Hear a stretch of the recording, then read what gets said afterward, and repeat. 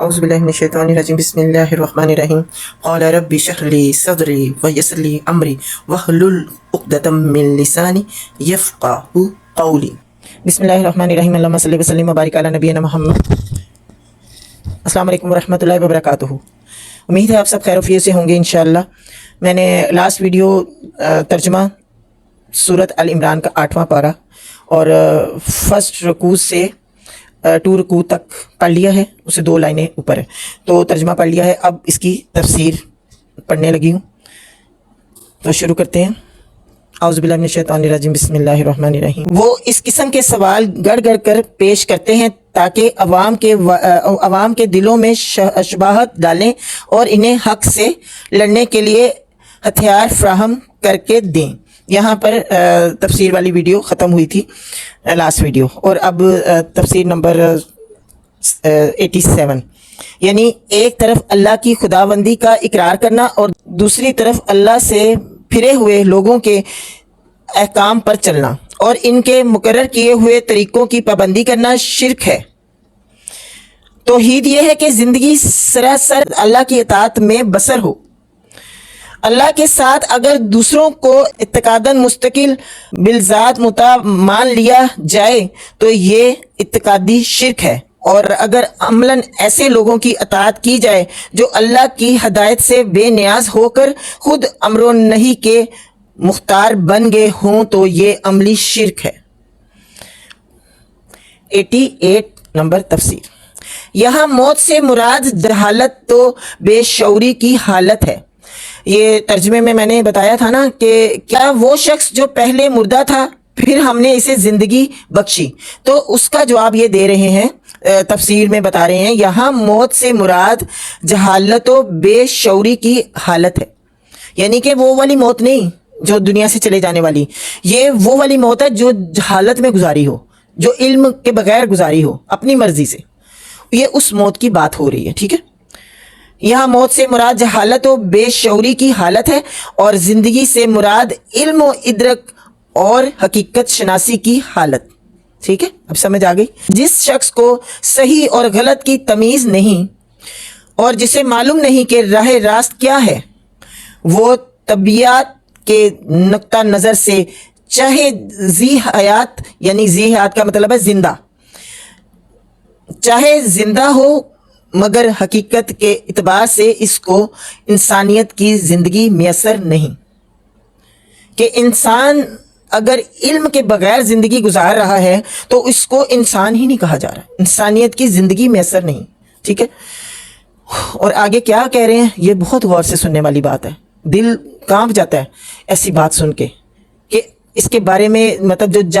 جاہلیت کا وقت گزر رہا ہے، جو علم کے بغیر، قرآن کے علم کے بغیر جو وقت گزر رہا ہے، اس کو کیا کہا گیا ہے، اس کو بڑے غور سے سنیں۔ استغفر اللہ، سنیں، یعنی کہ طبیعت کے نقطہ نظر سے چاہے ذی حیات ہو، مگر حقیقت کے اعتبار سے اس کو انسانیت کی زندگی میسر نہیں ہے، وہ زندہ حیوان تو ضرور ہے مگر زندہ انسان نہیں۔ کتنی سخت بات ہے نا یہ،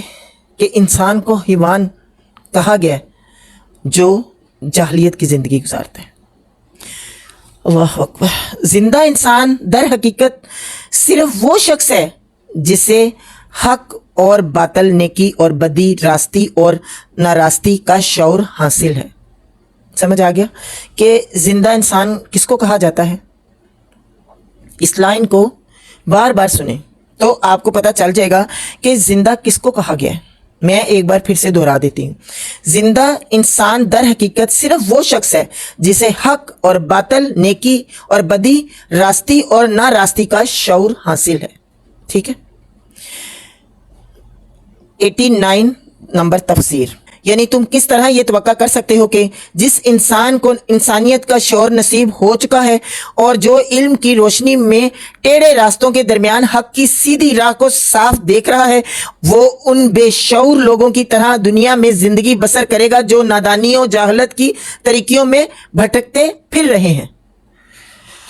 اللہ تعالیٰ ہمیں ہدایت دے انشاءاللہ، اور سب کو ہدایت دے جو بھٹکے ہوئے۔ 90 نمبر تفسیر 90۔ نمبر تفسیر، یعنی جن لوگوں کے سامنے روشنی پیش کی جائے اور وہ اس کو قبول کرنے سے انکار کر دیں، جنہیں راہ راست کی طرف دعوت دی جائے اور وہ اپنے ٹیڑھے راستوں ہی پر چلتے رہنے کو ترجیح دیں، ان کے لیے اللہ کا قانون یہی ہے کہ پھر انہیں تاریکی ہی اچھی معلوم ہونے لگتی ہے، وہ اندھوں کی طرح ٹٹول ٹٹول کر چلنا اور ٹھوکریں کھا کھا کر گرنا ہی پسند کرتے ہیں جو راہ راست پہ نہیں ہے۔ پھر اللہ تعالیٰ ان کو چھوڑ دیتا ہے ان کے حال پہ کہ تم بھٹکے رہو۔ ان کو جھاڑیاں ہی باغ اور کانٹے ہی پھول نظر آتے ہیں، انہیں ہر بدکاری میں مزہ آتا ہے، ہر حماقت کو وہ تحقیق سمجھتے ہیں اور ہر فساد انگیزی تجربے کے بعد اس سے بڑھ کر دوسرے فساد انگیزی تجربے کے لیے وہ اس امید پر تیار ہو جاتے ہیں کہ پہلے اتفاق سے دیکھتے ہوئے انگارے میں ہاتھ پڑ گیا تھا، اب لال بدخشاں ہاتھ آ جائے گا۔ یہ مجھے نہیں پتا اس کا مطلب کیا ہے کہ لال برخشاں ہاتھ آ جائے گا، کوئی ہیرا جیسے کہ کوئی ہیرا ہاتھ آ جائے گا۔ آئی تھنک اس کا مطلب یہی ہے کہ پہلے تو انگار میں ہاتھ پڑ گیا تھا اور اب دوسری بار پھر اس میں پڑ جاتے ہیں کہ پہلے حاصل نہیں ہو سکا جو تجربے کرتے ہیں اور غلط تجربے کرتے ہیں، اور پھر جب ان کو کچھ حاصل نہیں ہوتا پھر دوبارہ سے اسی تجربے کو کرتے ہیں کہ اب ہمیں ہیرا حاصل ہو جائے گا۔ تو مطلب کچھ اس طرح اس کا ہے مطلب، ٹھیک ہے۔ 91 نمبر تفسیر، یعنی ہم رسولوں کے اس بیان پر ایمان نہیں لائیں گے کہ ان کے پاس فرشتہ آیا اور اللہ کا پیغام لایا، بلکہ ہم صرف اسی وقت ایمان لا سکتے ہیں جبکہ فرشتہ خود ہمارے پاس آئے اور براہ راست ہم سے کہے کہ یہ اللہ کا پیغام ہے۔ یعنی کہ وہ جو فرشتہ نبی پاک صلی اللہ علیہ وآلہ وسلم کے پاس آئے، جبرائیل، تو ان سے منکر ہو گئے ہیں، اس بات کو نہیں انہوں نے ماننا۔ وہ کہتے ہیں فرشتہ ہمارے پاس خود آئے اور وہ ہمیں اللہ کا پیغام دے، کہ جو نبی پیغام دے رہے ہیں فرشتے کا وہ نہیں ماننا، ہمارے سامنے آئے ہمیں پیغام دے پھر ہم مانیں گے۔ تو یہ کتنی غلط بات ہے نا کہ ہمارے پاس اللہ تعالیٰ نے نبی صلی اللہ علیہ وآلہ وسلم کو، آخری نبی محمد صلی اللہ علیہ وآلہ وسلم کو بھیجا اور ان کو پیغام دے کر بھیجا، قرآن بھیجا، اور ایک ایک بات ان کے ذریعے ہمیں پہنچائی، ان کو قرآن کے ذریعے پہنچائی اور پھر ہمیں آگے ان کے ذریعے سے پتہ چلی۔ اور وہ جو کافر ہیں اس بات کو نہیں مانتے، اور کافروں کے پیچھے لگ کے بہت سارے ایسے لوگ ہیں جو کہ منہ سے کہتے ہیں ہم تو مسلمان ہیں، ہم تو اللہ کو مانتے ہیں، ہم تو رسول کو مانتے ہیں، لیکن وہ طریقہ کار ان کا وہ ہے جو کافروں کا ہے، ان کے طریقوں پہ چل رہے ہیں، لباس ان کے جیسا، ہر چیز ان کے جیسی کر رہے ہیں، اور کہتے ہیں ہم زبان سے کہہ دینا وہ کافی نہیں ہوتا جب تک ہم عمل نہیں کریں گے۔ اللہ تعالیٰ نے ہمیں قرآن دیا ہے، اس میں پوری ہدایت دے دی ہے، تو ہم نے اس ہدایت پر زندگی گزارنی ہے، نہ کہ جو پہلے ہوتا آیا، جو کفر میں ہوتا آیا، جو کافر اور مسلمان سب اکٹھے تھے تو جو کچھ وہ کرتے رہے تب۔ تو وہ جس نے تقویٰ اختیار کیا، جو ایک سچا مسلمان ہے، وہ کبھی بھی وہ کافر کے راستے پہ نہیں چلے گا، وہ اپنے ایمان کے راستے پہ چلے گا، اللہ اور رسول کے حکموں کے مطابق چلے گا اپنی زندگی کو۔ وہ اس کو پڑھے گا کہ اللہ نے ہمیں کیا حکم دیا ہے، اس کو سنے گا کہ اللہ نے ہمیں کیا حکم دیا ہے، پھر اس کے مطابق زندگی گزارے گا، نہ کہ ایسے ہی زندگی گزار دے، اور وہ نہ مردوں میں نہ زندوں میں، اور اس کو حیوان کا نام دیا گیا۔ استغفر اللہ، اللہ معاف کرتے ہیں ہمیں۔ سینہ کھول دینے سے مراد اسلام کی طاقت پر پوری طرح مطمئن کر دینا اور شکوک و شبہات کو دور کر دینا ہے۔ 93 نمبر تفسیر، سلامتی کا گھر یعنی جنت، جہاں انسان ہر آفت سے محفوظ اور ہر خرابی سے مامون ہوگا۔ سلامتی کے گھر کے بارے میں بتایا ہے کہ سلامتی کا گھر یعنی جنت ہے، یعنی جہاں انسان ہر آفت سے محفوظ اور ہر خرابی سے مامون ہوگا، کہ ہر خرابی سے بچا رہے گا۔ 94 نمبر تفسیر، یہاں جنوں سے مراد شیاطین جن ہے، 95 تفسیر، یعنی ہم میں سے ہر ایک نے دوسرے سے ناجائز فائدے اٹھائے ہیں، ہر ایک دوسرے کو فریب میں مبتلا کر کے اپنی خواہشات پوری کرتا رہا ہے، یعنی اگرچہ اللہ کو اختیار ہے کہ جسے چاہے سزا دے اور جسے چاہے معاف کر دے، مگر یہ سزا اور معافی بلا وجہ معقول خواہش کی بنا پر نہیں ہوگی، بلکہ علم اور حکمت پر مبنی ہوگی۔ اللہ معاف اسی مجرم کو کرے گا جس کے متعلق وہ جانتا ہے کہ وہ خود اپنے جرم کا ذمہ دار نہیں ہے، اور جس کے متعلق اس کی حکمت یہ فیصلہ کرے گی کہ اس سے سزا نہ دی جانی چاہیے، کہ جو خود تو نہیں چاہ رہا تھا یہ جرم کرنا، کوئی جرم کرنا، جرم کروایا گیا، زبردستی جرم کروایا گیا، تو اس کے بارے میں اللہ تعالیٰ کہتے ہیں کہ وہ اس کا میں دیکھ لوں گا کہ اس کو میں نے سزا دینی ہے یا نہیں دینی، ٹھیک ہے، کیونکہ اللہ تعالیٰ اختیار رکھتا ہے ہر چیز پر، اور جو گناہوں میں ملوث کرتے ہیں اور جو گناہ کرنا نہیں چاہتے زبردستی کسی کو گناہ میں ملوث کر دیتے ہیں، تو اس کے بارے میں ہے کہ اس کو اللہ تعالیٰ دیکھیں گے کہ جس کو ملوث کیا گیا اس کو سزا دینی ہے یا نہیں۔ کلیئر ہو گیا؟ 97، یعنی جس طرح وہ دنیا میں گناہ سمیٹنے اور برائیوں کا اکتساب کرنے میں ایک دوسرے کے شریک تھے، اسی طرح آخرت کی سزا پانے میں بھی وہ ایک دوسرے کے شریک حال ہوں گے، ٹھیک ہے۔ جو گناہ میں ملوث رہا شخص، جس نے گناہ کو گناہ نہ سمجھا اور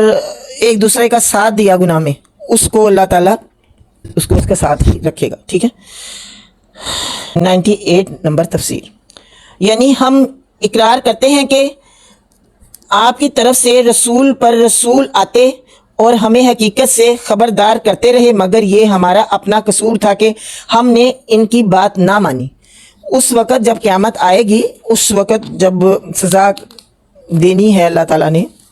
تو وہ اقرار تب کر لیں گے کہ رسول آئے تھے اور ہم نے ان کی بات نہیں مانی، وہ پیغام لے کر آئے تھے اللہ کا، لیکن ہم نے بات نہیں مانی، ہم کافر ہی رہے، تو یہ اللہ تعالیٰ ان کے منہ سے کہلوائیں گے قیامت کے روز، ٹھیک ہے۔ 99 نمبر تفسیر، یعنی بے خبر اور نا واقف نہ تھے بلکہ کافر تھے،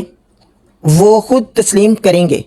کہ ہم جانتے تو سب کچھ تھے لیکن ہم کافر تھے، ہم نے بات نہیں مانی۔ جو خود تسلیم کریں گے کہ حق ہم تک پہنچا تھا مگر ہم نے خود اسے قبول کرنے سے انکار کر دیا تھا، ٹھیک ہے، خود انکار کر دیا تھا، وہ خود بتائیں گے قیامت کے روز۔ تفسیر نمبر 100، یہاں تک 100 نمبر تفسیر تک میں پڑھوں گی کیونکہ ترجمہ بھی میں نے یہاں تک ہی پڑھا تھا جہاں پہ 100 نمبر تفسیر آ رہی ہے، ٹھیک ہے۔ تو آیات ہے 132، ٹھیک ہے۔ 100 نمبر تفسیر، یعنی اللہ اپنے بندوں کو یہ موقع نہیں دینا چاہتا کہ وہ اس کے مقابلے میں یہ احتجاج کر سکیں کہ آپ نے ہمیں حقیقت سے تو آگاہ کیا نہیں اور نہ ہم کو صحیح راستہ بتانے کا کوئی انتظام فرمایا، مگر جب ناواقفیت کی بنا پر ہم غلط راہ پر چل پڑے تو اب آپ ہمیں پکڑتے ہیں۔